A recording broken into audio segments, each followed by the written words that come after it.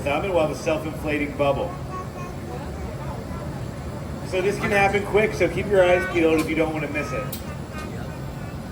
The trigger, and then he's blowing. 3, 2, 1. 0.5. Whoa, look at it. See that, Leo? You guys see that? Yeah. That's it for us. Thank you.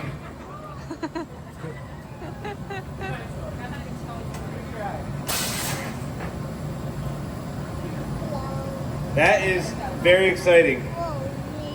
Even for seasoned vets like Mikey. Mikey's seen that probably a million times almost. Over 500,000 times. And he's still just excited.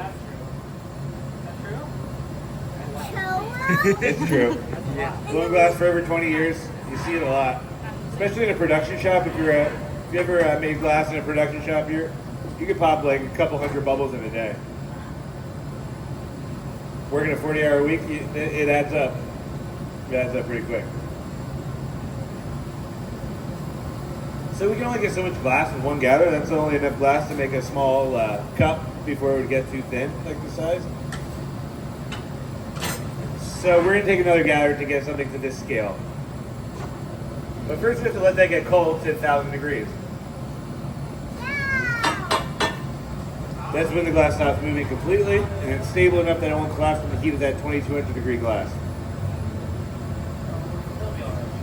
If you want to imagine what's inside that melting furnace, there's a ceramic crucible that holds 200 pounds of molten glass when it's filled.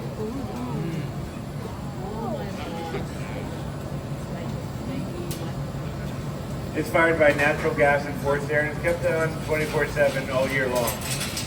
We never turn it off. When the glass level gets low in there, we'll shuffle in cold glass at the end of the day by the next furnace when we're ready to use. So the glass is hot enough fresh out of the furnace that it can easily pick up these little chunks of colored glass.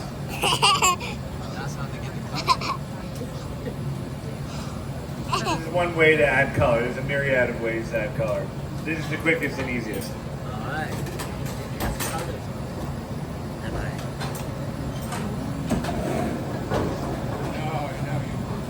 So the glass is still like the color is still raised up on the bubble, kind of like sprinkles on an ice cream cone almost. So we want to melt that in our reheating furnace. And we have the chance to get another layer. Depending on the density we want, we can melt it in and roll it in again. We can do this all day long. Or you guys have to that. We won't do that though, and that's it. No more. You're done. Done. We're going to keep it interesting and fun. So now we have all our color on. We're going to get it in nice homogeneous heat. Hot all the way through so that the bench can start to use some of our hand tools. All specific to blowing glass. First thing we're going to roll through a wooden tool called a block. It's kept wet. The glass actually rides on a bed of steam. And this is like a reset button for the bubble. Centers everything back up so when we blow into it, it'll blow out evenly. Now we like to work the bubble a little longer, so we'll hold it down using gravity. And if we kept blowing into it, we would blow the tip too thin. So you'll watch Mikey roll the tip on the metal table to drastically cool it. So when we blow into it, it'll expand at the shoulder. The tip of the bubble is the bottom of the vase, so it's on the pipe like this. We need to make sure we don't blow the tip too thin, or the bottom won't last the duration of the piece. This is your basic setup for pretty much any shape.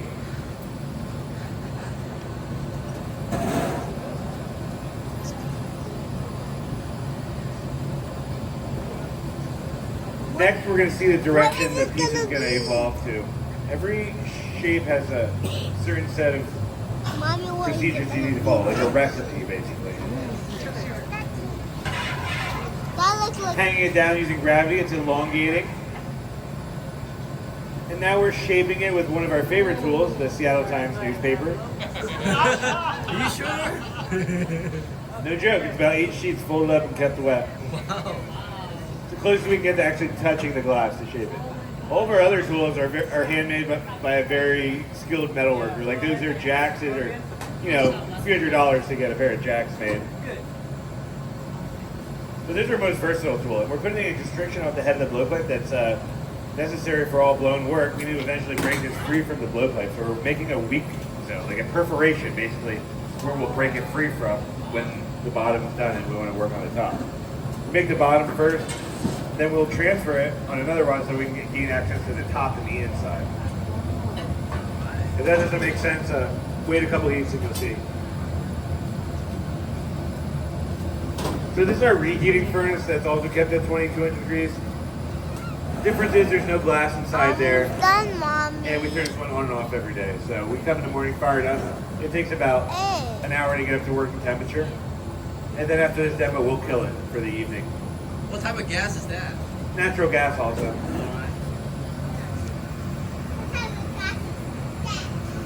You just say the natural gas. So now we have that jag line established. We can put through heat on the bottom half. If we want one longer, we get it hot and we hold it down. Gravity is always at play.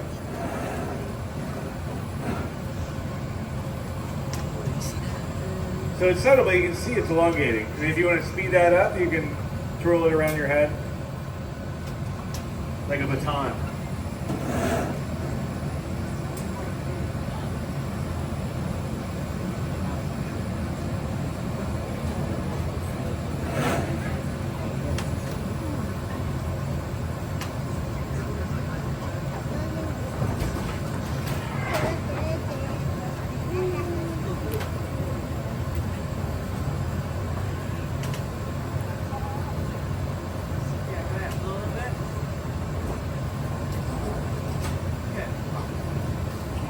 So we need to put a flat spot on the bottom of this so it'll sit nicely on the table.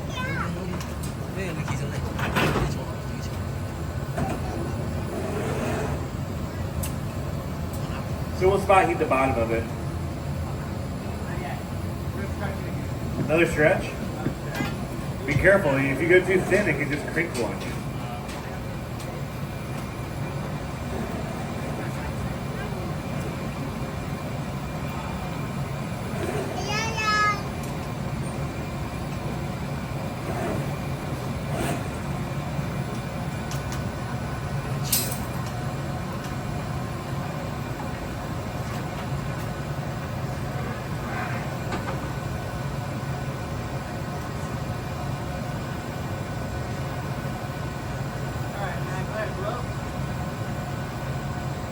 Then you see the guy blow.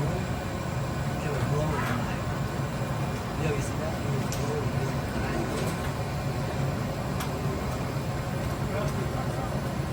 in We can talk about why we don't wear gloves. Because we're all like pretty tough guys. Yeah. No, you just don't touch red tie, however dumb that sounds. You know, like when you're cooking, you're not wearing gloves the whole time. Like if the handle's out and it's not high, you're gonna touch it. You know, you learn pretty quickly how high you can touch on the pipe without getting burned. There's a clear delineation from when it goes silver to black, and it's like warm, hot, burn possible. You know.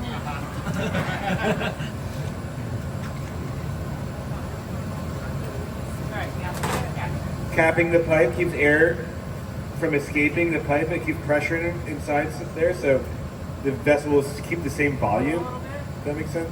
Yeah. It would dome in like the bottom of a wine bottle if you didn't cap it. And wearing gloves, back to my point, wearing gloves, you lose dexterity. To kind of be like playing guitar with gloves on. Yeah. The texture. And that outside temperature doesn't affect the glass. Most people ask that a lot. It more affects just when the pipe's cold and your fingers are cold. It's like harder to. And outside of temperature doesn't affect the glass outside in the garden either. Like people are like, well, what happens when it snows? I mean, it's fine, you know. The only problem is when you do a rapid temperature change. That's what causes thermal shock. But the weather is so gradual that you're never gonna. Thermal shock can never happen.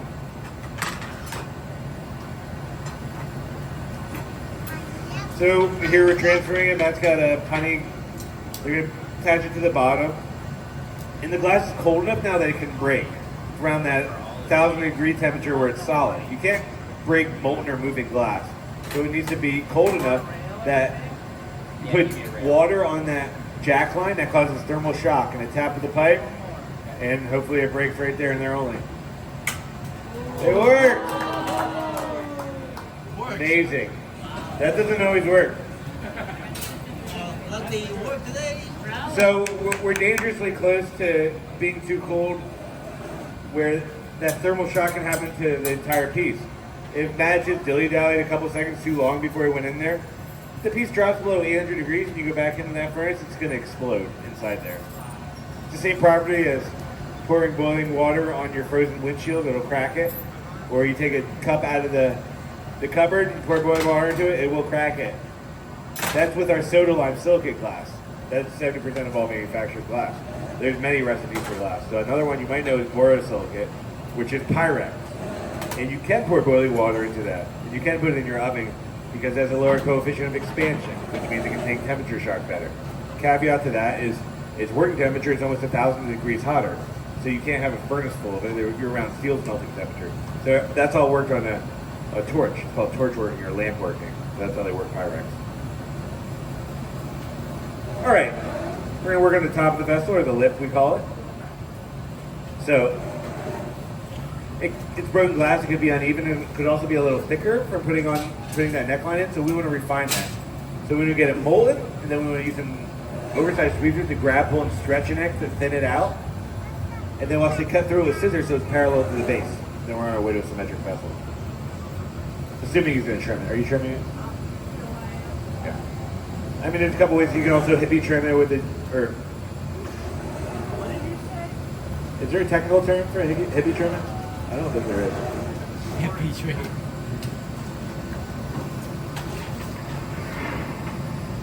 So one thing we can't get away from is ambient heat, or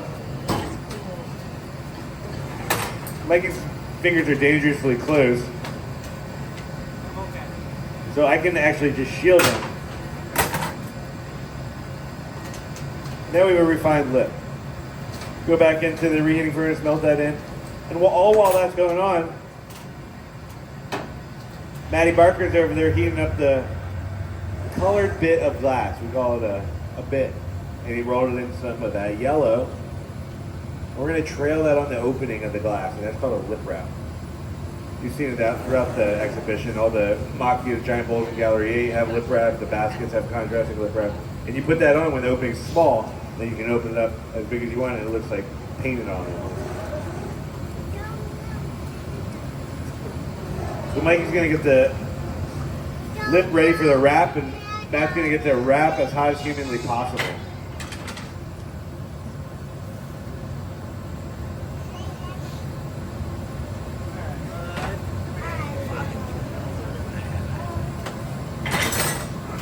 So you touch it to the lip, turn away from yourself, and you can go on once, twice, thrice.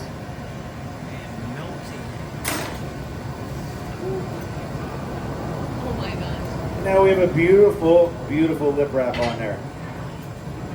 One thing to mention is that these colors don't translate when they're above 1,000 degrees. Once it cools down, it'll look a lot brighter. It'll be more similar to this with a little bit more, I think we added a little bit more gold to it.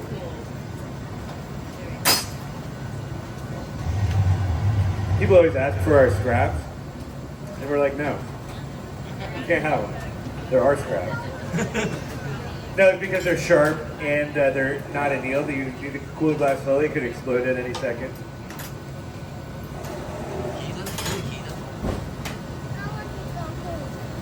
If you watch Mikey, he's also flashing the piece, the entire piece. He needs to maintain a certain temperature.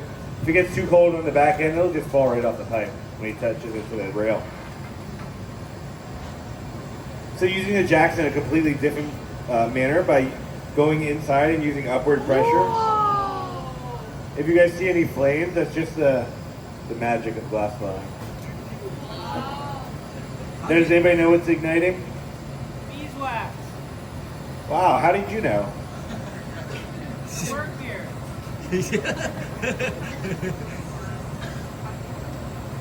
Alright. That's so pretty.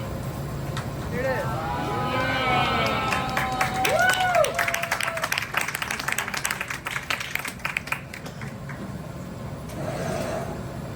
So, we're not out of the woods yet. We still have one last piece of equipment to use, and that is our annealing oven, the silver box over there. we got to successfully get this off of the honey. If we put it on too hot, it would have fused to the bottom, and it might break a hole out the bottom.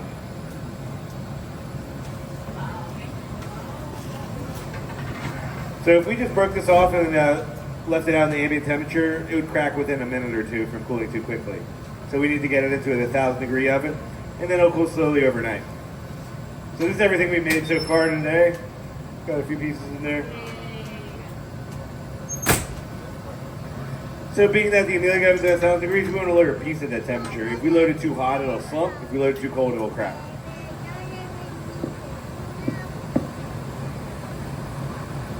Just equalizing the temperatures right now. And then a drop of water. Tap the pipe.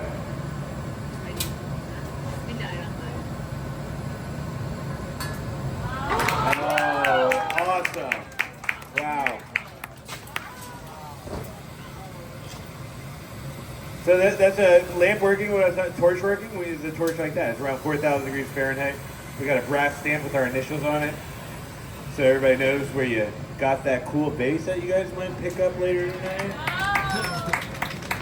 And we'll see that tomorrow morning. Nice job, guys. Let's give Mikey Kaza and Matt Parker another round of applause. Good job, team. So like I said, we're the community